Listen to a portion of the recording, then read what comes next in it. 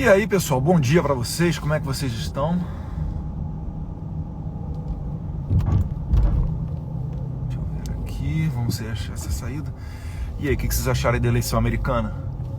Muita coisa para falar, muita coisa para comentar.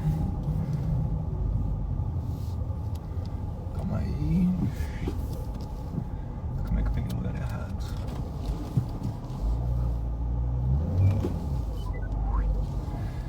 Cara, a eleição do Trump aqui não foi só, entre aspas, a eleição presidencial, né?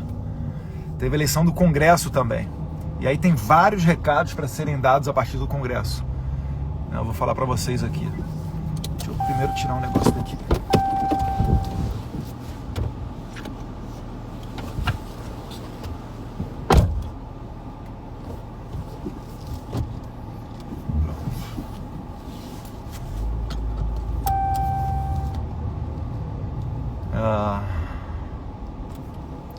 Então a eleição do Congresso, os republicanos, que significa direita, conseguiram a maioria também no Senado e na Câmara.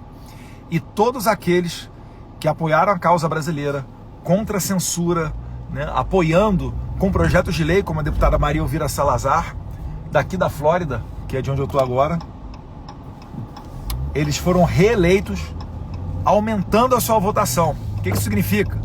Significa que o político americano, além de uma questão por princípios, começar não, que eles já fazem isso, né, a lutar pela liberdade, eles também podem ter o interesse em fazê-lo por conta da questão eleitoral, aumentar a sua votação. Gente, já são... Vocês me escutam aí? Já são mais de 2 milhões de brasileiros, 2 milhões e 85 mil, pelos dados oficiais do Itamaraty, que moram aqui nos Estados Unidos, a comunidade brasileira. As maiores são Nova York, Boston, Atlanta na Geórgia e aqui em Miami, né, região de Miami, vamos botar Flórida. Então, existe essa mensagem a ser dada. Aqueles que apoiam a comunidade brasileira têm mais sucesso eleitoral também. E isso é importantíssimo, porque se o Trump consegue a presidência, mas se nós perdêssemos, por exemplo, o controle da Câmara dos Deputados, o projeto de lei da Maria Elvira Salazar, que visa acabar com o visto americano de autoridades que violem a liberdade de expressão, leia-se, as autoridades estrangeiras que censuram americanos perderiam a possibilidade de entrar aqui nos Estados Unidos. Esse é o projeto de lei da Maria Elvira Salazar. Se não tivéssemos conseguido, o Partido Republicano, a maioria na Câmara, isso daí seria enterrado com certeza, né? Não é uma pauta desejada pelo pessoal da esquerda. Como é que tem que prestar atenção no caminho aqui também? E no Senado, essa maioria, ela vai permitir ao Trump ter amplo poder para colocar adiante a sua agenda, não só para acabar com a agenda woke, né? Com aquela agenda que visa mudança de sexo para menor de idade, passando por cima da autoridade dos pais, de ideologia de gênero, sexualização nas escolas, né, questão de pronome, de linguagem, que nunca foi a prioridade de ninguém em lugar nenhum do mundo. Aquele negócio todo que sempre tem uma minoria que se sente ofendida, que fica sentida, a depender da palavra que você usa, etc. Isso daí vai ficando cada vez mais para o passado. E veja só, o Trump, ele foi eleito agora depois de ter perdido em 2020 a eleição. E ele mesmo fala que hoje em dia ele tem muito mais consciência do jogo, ele sabe muito mais o nome dos americanos e das pessoas para ele se envolver e realmente colocar um governo adiante. Ele diz que no passado, com a inexperiência dele do primeiro mandato, ele tinha muita dificuldade, que às vezes alguém colava nele, dava uma sugestão, ele indicava um nome para um alto escalão de ministério, para alguma atividade pública, e essa pessoa depois ele descobriu. Ele perdia tempo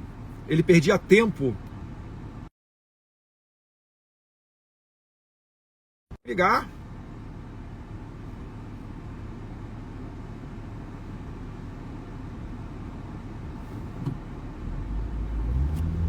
Ou seja, ele perdia tempo nesse tipo de questão. E agora ele está muito mais maduro nas próprias palavras dele. Fez aí, para todo mundo que fica falando questão de centrão, etc., ele fez uma costura política que ele trouxe para si pessoas que antes eram do Partido Democrata, como Bob Kennedy, Robert Kennedy Jr., ele foi do Partido Democrata no passado, ele era esquerda no passado, hoje é o principal conselheiro, talvez possa ser ministro aí, vamos ver o que vai acontecer, da área da saúde do Trump. Então veja só como é que o Trump ele teve resiliência, né, para atravessar um momento muito ruim. Eu lembro que depois que ele perdeu a eleição, ele ficou cerca aí de 5, 6 meses em total silêncio, foi expulso do Twitter, né, teve um calvário ali, um purgatório que ele teve que atravessar, mas agora ele voltou mais forte do que nunca. Não custa imaginar que isso pode acontecer com o Brasil também. De repente era papai do céu dizendo: olha, Bolsonaro, não era para você ter sido eleito em 2022, porque você não teria tantas ferramentas para colocar adiante as suas ideias. Mas em 2026, tendo maioria na Câmara, maioria no Senado, aliados internacionais, né, a gente tem uma possibilidade de ter ali em 2026, né, um Milei na Argentina, um Trump nos Estados Unidos, várias outras autoridades aliadas, né, o Vítor Orbán na Hungria, Deus quiser aí o Partido Vox na Espanha e o Partido Chega em Portugal, que estão numa crescente. Então o mundo está caminhando para ser mais conservador. A eleição foi do ano passado, né, do Parlamento Europeu, ou foi desse ano? A gente está em novembro. Foi esse ano a eleição do Parlamento Europeu, aumentando o número de cadeiras de conservadores, reduzindo o número de cadeiras do pessoal. Tava desligando aqui o Waze. Então é muita notícia boa, gente. E o Trump, que o Lula mesmo já está tendo... A mágica já está acontecendo, né? O Lula, que foi, antes da eleição, segundo matéria da Folha de São Paulo, estava insinuando que um novo governo Trump seria um nazismo com uma outra cara, teve que dar parabéns ontem. Por quê? Porque aqui é a maior potência econômica do mundo. Se às vezes o pessoal fica criando aí, né, levantando um monte de questão, porque se fizer isso, a China, os Estados Unidos têm uma economia maior do que a China. Quem sabe aí a China também não está começando a viver um momento de resfriamento da sua economia, uma crise imobiliária. Então vamos ver o que acontece com o mundo. Mas essa eleição ela dá uma respirada no Ocidente. Se a Kamala Harris tivesse ganho, esquece. Ia ser assim, ia ser muito mais gente aceitando que tá, de agora em diante a agenda é essa agenda woke. Eu vou ter que acostumar com meu filho indo para a escola e voltando de uma maneira diferente, sem respeitar a autoridade do pai e assim por diante. Quando se fala, por exemplo, em guerra, os Estados Unidos é a maior potência bélica do mundo, é o único país que é capaz de abrir 2 frontes de guerra em qualquer lugar do planeta Terra em 24 horas. O Trump foi o único presidente desse milênio, né, de 2000 para cá, depois do W. Bush, que não abriu guerra nenhuma. Esperavam que ele fosse abrir guerra com a Coreia do Norte, ele foi lá e pacificou com Kim Jong-un, até apertando a mão dele, lá no paralelo 37, se não me engano, né? Me ajuda aí, pessoal. Coreia do Sul, Coreia do Norte, é o paralelo 37, 57. Mas enfim,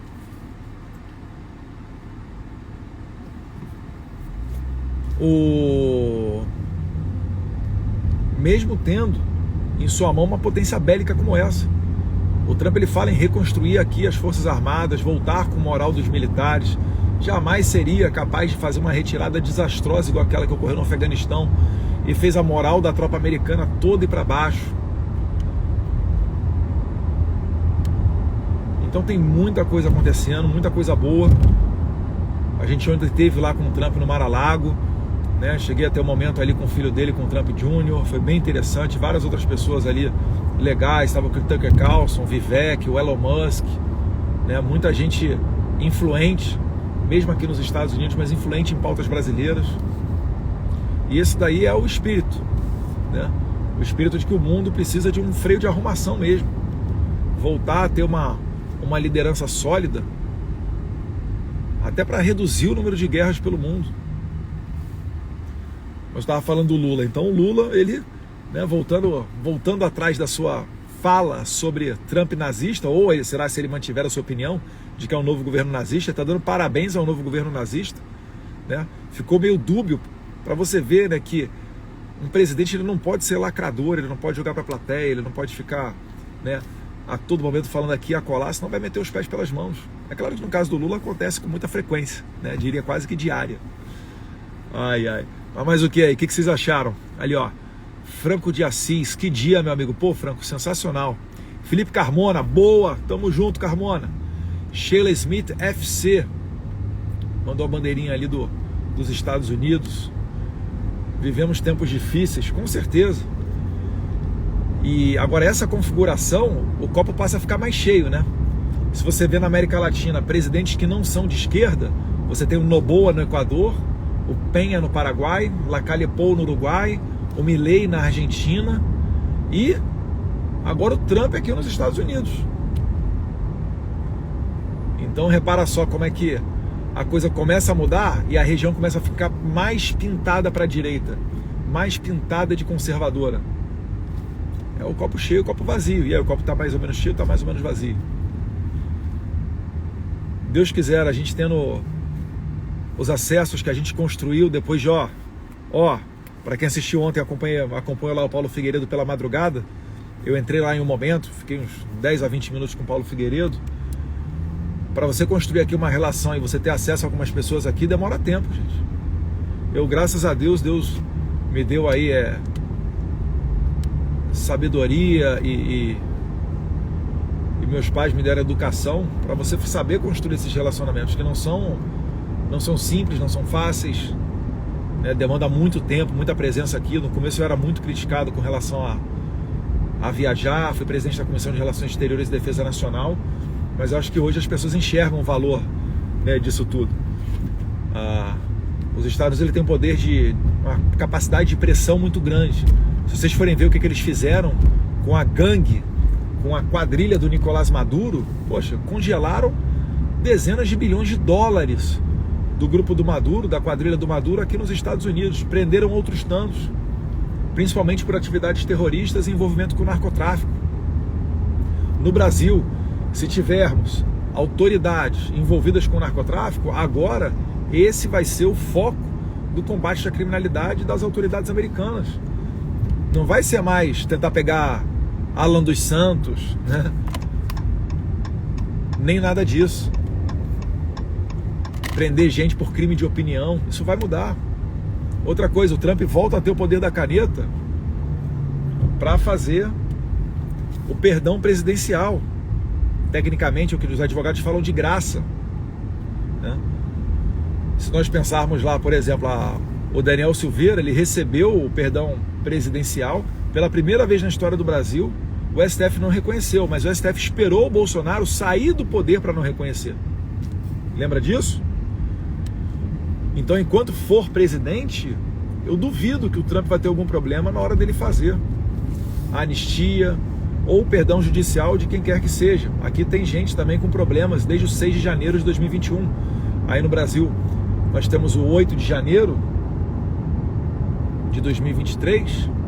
Nos Estados Unidos é o 6 de janeiro de 2021. Então são novos ares aí, pessoal. Estou muito feliz, estou muito contente, né? Os Estados Unidos em boas mãos, eu escrevi ali o Cacau.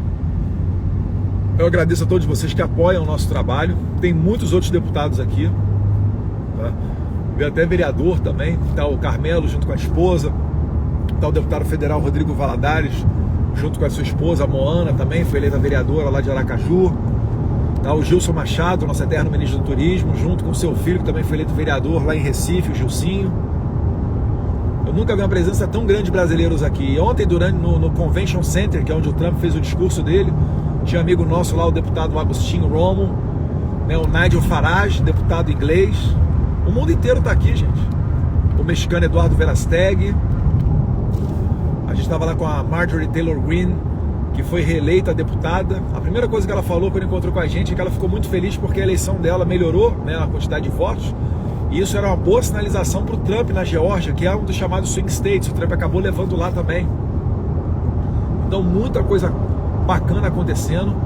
Essa maioria no Senado, a maioria na Câmara, poxa, é realmente uma notícia muito boa. E vamos lá, vamos ver as cenas aí dos próximos capítulos, né? Pretendo continuar em contato com vocês aqui, principalmente através dos stories. E vou ficando por aqui, pessoal. Não dá para ler porque a gente está dirigindo, senão dá uma lidinha nos comentários.